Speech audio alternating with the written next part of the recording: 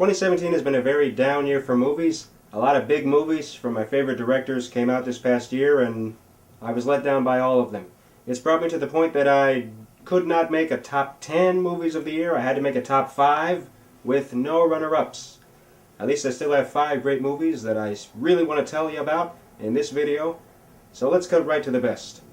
While it is a list of 5 movies, I do have an honorable mention.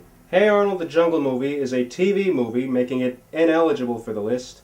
Although I read that over a decade ago this was supposed to be a theatrical movie.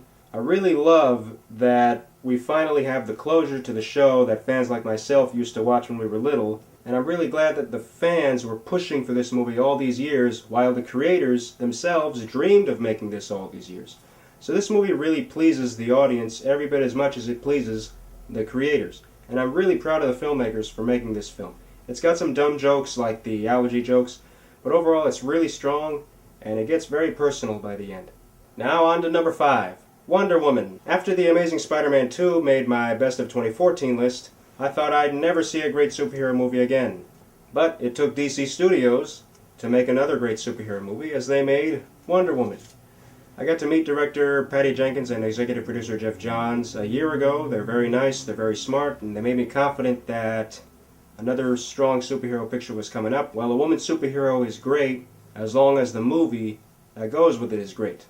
And Wonder Woman has the proper build-up and narrative to prove exactly that. Dunkirk.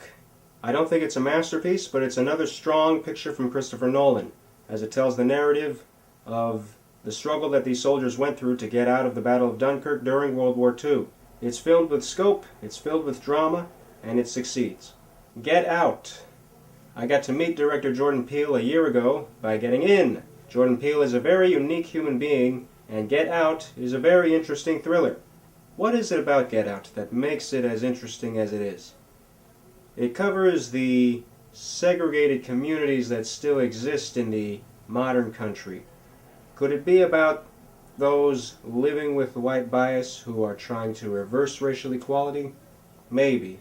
Maybe it's about parents trying to control their kids so they can pass down the same ideas to keep their communities the way they are over time. Maybe. It needs more than one viewing to figure out, but I'm going to need a while before I see it again.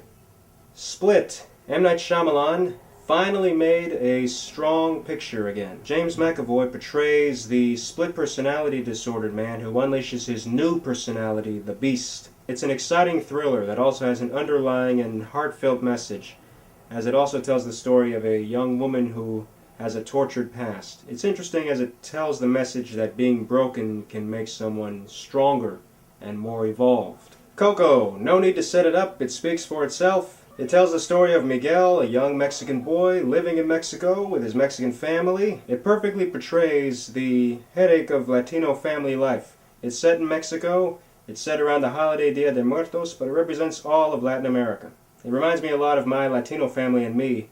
I never call attention to my Latino heritage in my videos, like facial hair growing fast. The trip Miguel makes to the land of afterlife or land of the dead during the holiday Dia de Muertos is full of exuberance and full of strong animation. I love the narrative of finding lost ancestors and putting together pieces of your family that have been lost to bring your family together, while also helping your parents, grandparents, and great-grandparents understand you, your passion, your creative persona, and what you are called to live for, why you don't necessarily fit into what your parents might want you to fit into. Songs are short, but they're very impactful. The main song is Remember Me, I Will Remember, Coco. So that's the list. Definitely see Coco if you haven't yet, and let's make good movies again, alright?